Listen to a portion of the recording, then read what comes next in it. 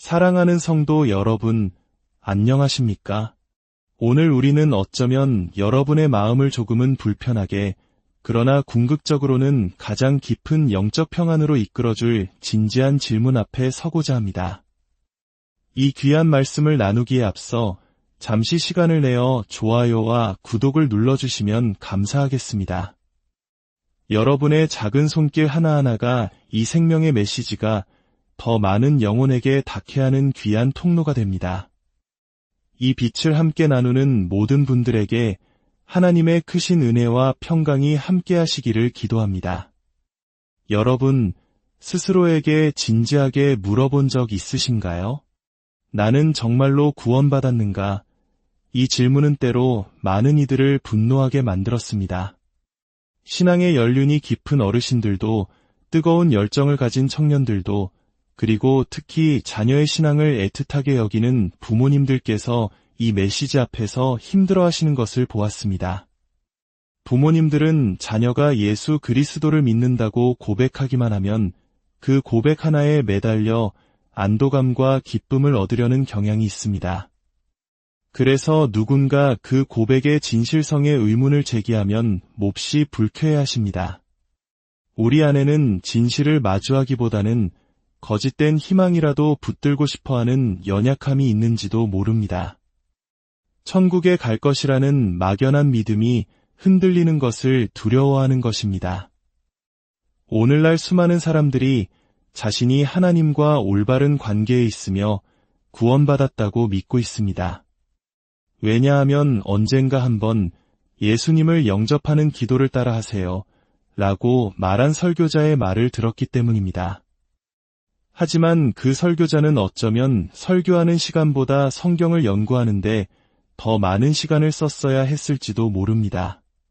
저는 사람들에게 묻습니다. 구원받은 것을 어떻게 아십니까? 그러면 대부분 이렇게 대답합니다.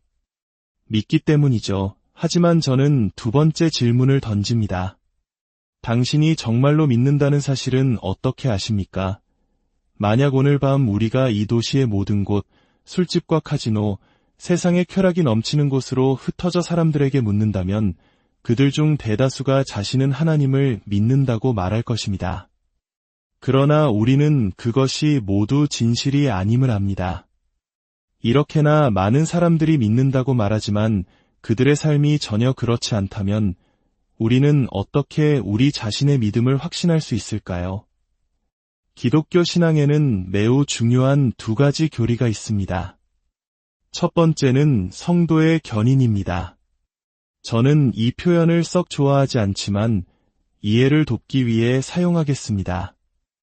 이 교리는 한번 진정으로 예수 그리스도를 믿고 거듭난 사람은 하나님의 능력으로 그 믿음이 안전하게 지켜진다는 것입니다. 우리를 구원하신 바로 그 하나님께서 끝까지 우리를 지키십니다. 그러나 우리가 자주 듣지 못하는 또 다른 중요한 교리가 있습니다. 바로 구원의 확신에 대한 교리입니다. 모든 참된 신자는 하나님의 능력으로 지킴을 받는다는 것이 성도의 견인이라면 구원의 확신은 내가 바로 그 참된 신자라는 것을 어떻게 확신할 수 있는가? 라는 질문에 답하는 것입니다. 어떻게 알 수 있을까요? 어떤 이들은 그냥 안다고 말합니다. 하지만 성경은 말합니다. 어떤 길은 사람이 보기에 바르나 필경은 사망의 길이니라. 또 어떤 이들은 내 마음 깊은 곳에서 내가 구원받았음을 안다고 말합니다. 그러나 성경은 만물보다 거짓되고 심히 부패한 것은 마음이라고 경고합니다. 결함 있는 생각과 부패할 수 있는 마음을 정말 신뢰하시겠습니까? 혹자는 목사님이 제가 구원받았다고 말씀해 주셨어요 라고 합니다. 언제부터 사람이 그런 권위를 갖게 되었습니까? 최악의 대답은 이것입니다.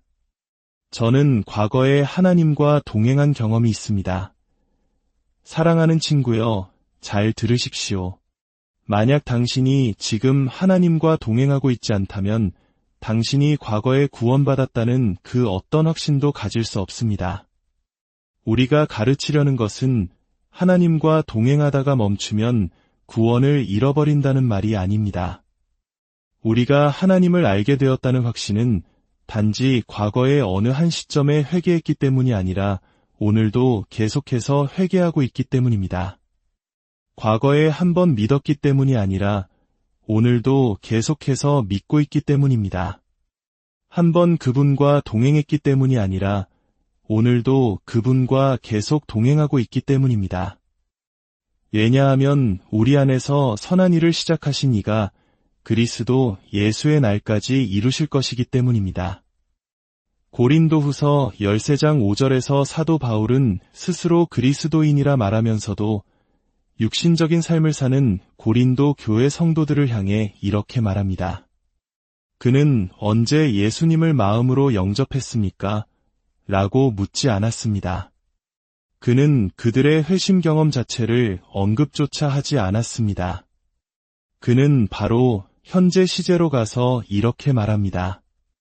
너희는 믿음 안에 있는가? 너희 자신을 시험하고 너희 자신을 확증하라. 예수 그리스도께서 너희 안에 계신 주를 너희가 스스로 알지 못하느냐? 그렇지 않으면 너희는 버림받은 자니라. 만약 어떤 사람이 3에서 4년 동안 하나님과 동행하고 성도들을 사랑하며 기도와 말씀에 힘쓰고 다른 신자들과 교제하는 것처럼 보이다가 서서히 멀어지기 시작했다고 합시다. 세상과 죄를 삶에 허용하고 악인의 교제를 즐기기 시작합니다. 저는 그에게 가서 당신은 크리스천이니 신앙의 후퇴를 조심해야 합니다. 라고 말하지 않을 것입니다. 저는 이렇게 말할 것입니다. 당신은 선한 고백을 했고 많은 사람 앞에서 신자라고 선언했습니다. 그러나 지금 당신의 삶은 불신자처럼 보입니다. 어쩌면 당신은 단 한 번도 주님을 알지 못했을 가능성이 매우 높습니다. 지금까지의 모든 것은 육체의 기만적인 행위였을 수 있습니다. 왜냐하면 하나님의 일하심은 반드시 계속되기 때문입니다. 만약 하나님의 역사가 지속되지 않는다면 그것은 처음부터 하나님의 역사가 아니었던 것입니다. 바울은 무엇이라고 말합니까? 너희 자신을 시험하라. 시험을 치러보십시오. 사랑하는 친구여, 천국과 지옥, 영원과 죽음이 당신에게는 현실감 없게 들릴지 모르지만 이 메시지를 전하는 저에게는 너무나도 생생한 현실입니다. 저는 당신의 은행 계좌 잔고나 자존감에는 관심이 없습니다. 오늘 밤 제 눈에서 잠을 앗아갈 수 있는 유일한 사실은 여러분 중 많은 이들이 이대로 죽어 지옥에 갈 수 있다는 끔찍한 가능성입니다. 자신을 시험하십시오. 이것은 변덕스러운 감정의 문제가 아닙니다. 며칠 걱정하다 잊어버릴 일도 아닙니다. 우리는 영혼에 대해 이야기하고 있습니다. 당신의 영혼은 평안하십니까? 성경의 비달에서 당신 자신을 시험해 볼 때 당신은 온전하고 완전한 자로, 거듭난 자로, 하나님의 능력으로 지킴받는 자로 발견될 것입니까? 이제 당신의 감정에 의존하는 것을 멈추고 주변 사람들이 하는 말에 의존하는 것을 멈추고 스스로를 크리스천이라 부르는 다른 사람들과 비교하는 것을 멈추고 시험을 치를 때입니다. 오늘날 자신을 크리스천이라 부르는 대다수의 사람들은 사실 길 잃은 영혼들이기 때문입니다. 자신을 시험하고 자신을 확증하십시오. 가벼운 점검이 아닙니다. 이 설교를 듣고 밖으로 나가 사탄이 당신의 마음에서 말씀을 훔쳐가도록 내버려두지 마십시오.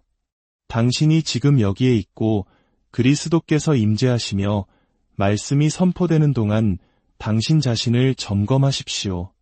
죄는 문 밖에 엎드려 당신을 삼키려 하고 있습니다. 그리스도께서 함께 하시는 지금 자신을 깊이 살피십시오. 마치 깊은 협곡 위에 놓인 낡은 다리를 건너기 전 밧줄은 튼튼한지 나무판은 썩지 않았는지 신중하게 점검하는 것과 같습니다. 왜냐하면 다리 한가운데서 그것이 무너지면 당신은 죽기 때문입니다. 마찬가지로 당신이 붙들고 의지하는 그 구원이 어쩌면 말의 털 한 올보다 강하지 않을 수도 있습니다. 당신이 영혼 속으로 몸을 던질 때 그 약한 끈은 지옥의 불길이 치솟는 순간 끊어져 버릴 것이고 당신은 영원한 나락으로 떨어질 것입니다. 하나님의 말씀을 붙들고 그 말씀이 말하는 참된 크리스천의 모습에 비추어 당신 자신을 점검하십시오. 만약 당신이 그 시험에 미치지 못한다면 회개하고 믿으십시오. 하나님의 자비에 온전히 자신을 던지십시오. 하나님의 역사가 당신 안에서 이루어질 때까지 부르짖으십시오. 어떻게 우리 자신을 시험할 수 있을까요? 우리는 하나님의 말씀으로 가야 합니다.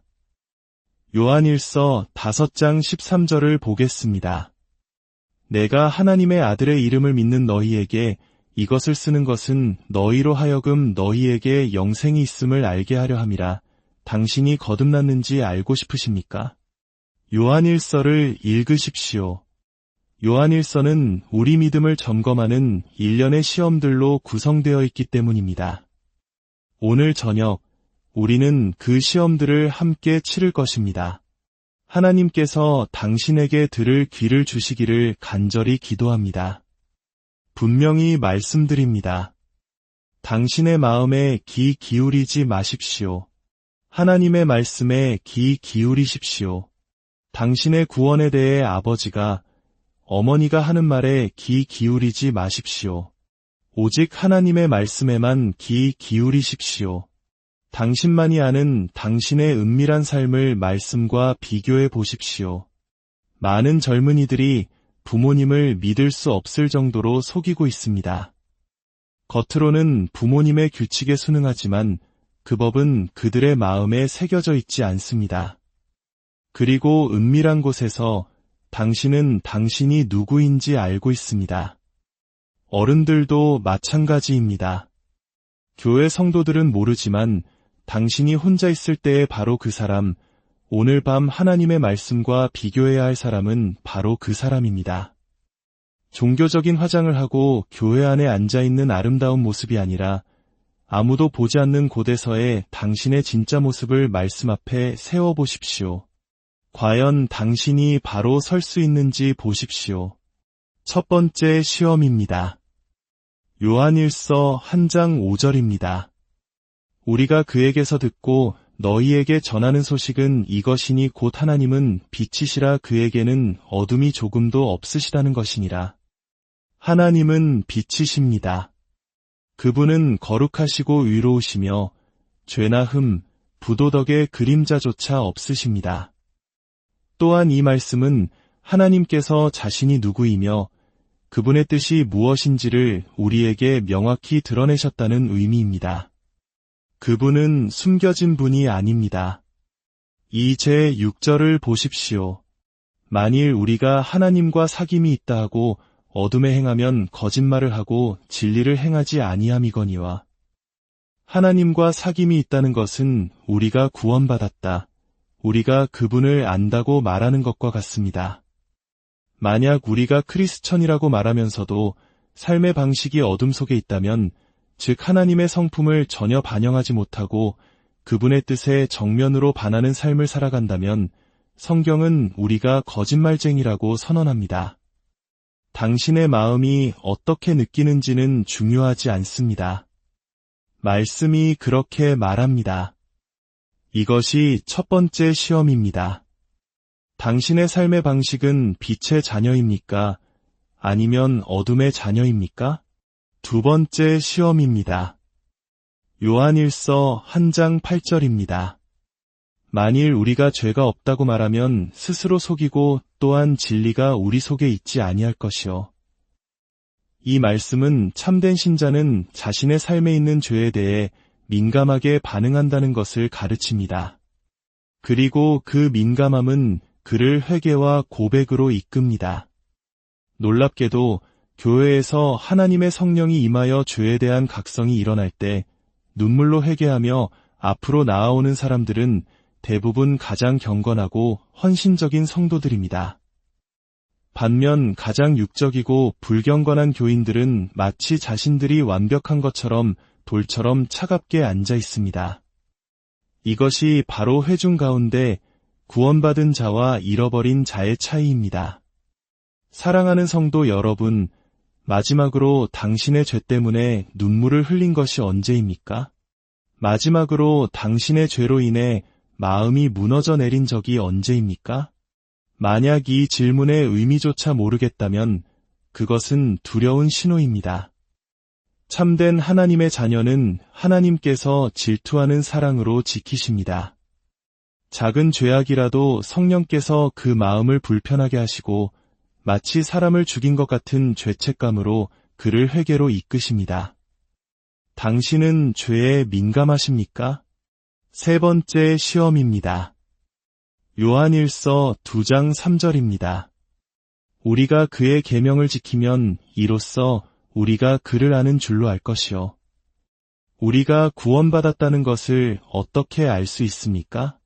우리의 마음이나 감정 혹은 설교자의 말이 아니라 우리가 계속해서 그분의 계명을 지키고 있을 때 알 수 있습니다.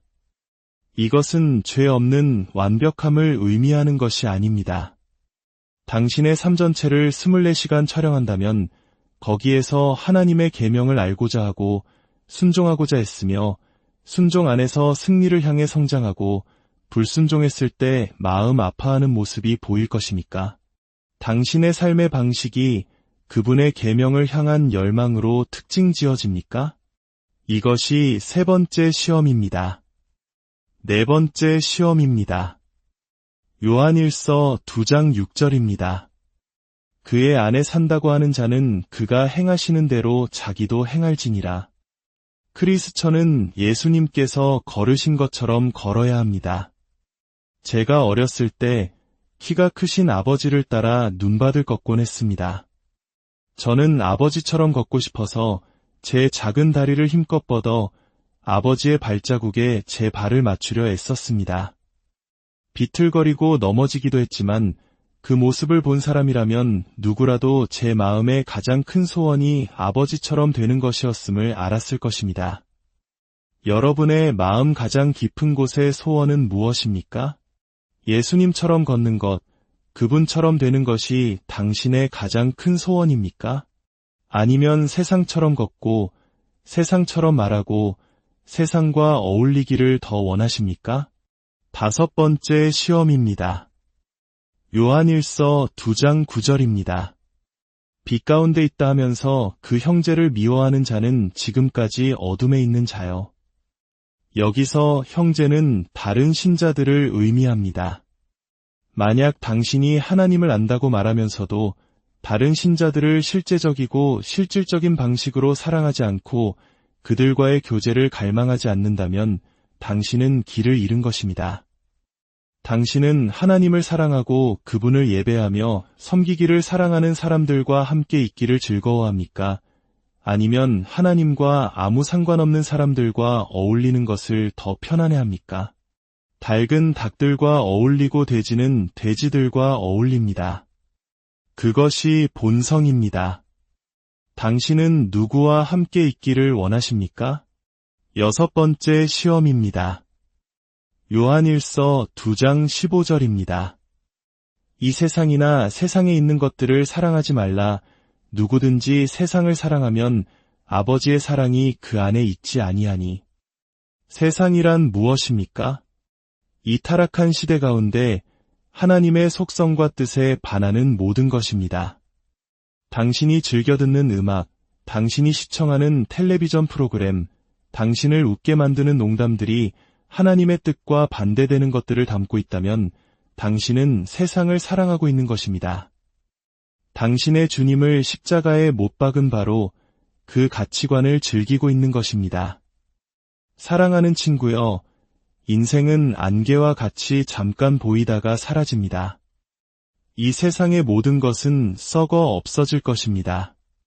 돈도, 아름다움도, 명예도 바람에 날아갈 것입니다. 오직 하나님의 뜻을 행하는 자만이 영원히 거합니다. 참된 크리스천의 표징 중 하나는 이 악한 현 세대의 것들에 얽매이거나 노예가 되지 않고 영광 가운데 계신 그리스도를 바라보며 그분을 힘써 따르는 것입니다. 7번째 시험입니다. 요한일서 2장 19절입니다. 그들이 우리에게서 나갔으나 우리에게 속하지 아니하였나니 만일 우리에게 속하였더라면 우리와 함께 거하였으려니와 그들이 나간 것은 다 우리에게 속하지 아니함을 나타내려 함이니라. 참된 크리스천은 신앙 안에 머뭅니다. 그를 안으로 들이신 분이 그를 지키시기 때문입니다. 만약 누군가 교회 공동체에 속해 있다가 신앙 자체를 떠나 다시는 돌아오지 않는다면 그것은 그가 처음부터 우리에게 속하지 않았음을 보여주는 증거입니다. 8번째 시험입니다. 요한일서 2장 22대 23절입니다. 거짓말하는 자가 누구냐? 예수께서 그리스도이심을 부인하는 자가 아니냐? 아버지와 아들을 부인하는 그가 적그리스도니 아들을 부인하는 자에게는 또한 아버지가 없으되 아들을 시인하는 자에게는 아버지도 있느니라. 참된 크리스천은 예수 그리스도의 인격의 충만함을 받아들입니다. 그분은 구원자이실 뿐만 아니라 주님이십니다. 그분은 선지자여, 제사장이여, 왕이십니다. 당신이 그분을 왕으로 믿는다면 그분의 법을 알기 위해 얼마나 그분의 말씀을 찾고 있습니까? 9번째 시험입니다. 요한일서 2장 29절입니다. 너희가 그가 의로우신 줄을 알면 의를 행하는 자마다 그에게서 난 줄을 알리라. 의를 행하십니까? 하나님의 율법과 지혜와 교훈을 당신의 삶에서 실천하고 있습니까? 그것이 당신 삶의 일부입니까? 성경은 우리 삶의 모든 영역을 다룹니다. 생각, 보는 것, 심지어 입는 것까지도 말입니다. 하나님의 계명이 부담스럽게 느껴지십니까? 그렇다면 당신은 길을 잃은 자일 수 있습니다. 성경은 크리스천에게 하나님의 계명은 무거운 짐이 아니요 기쁨이라고 말하기 때문입니다.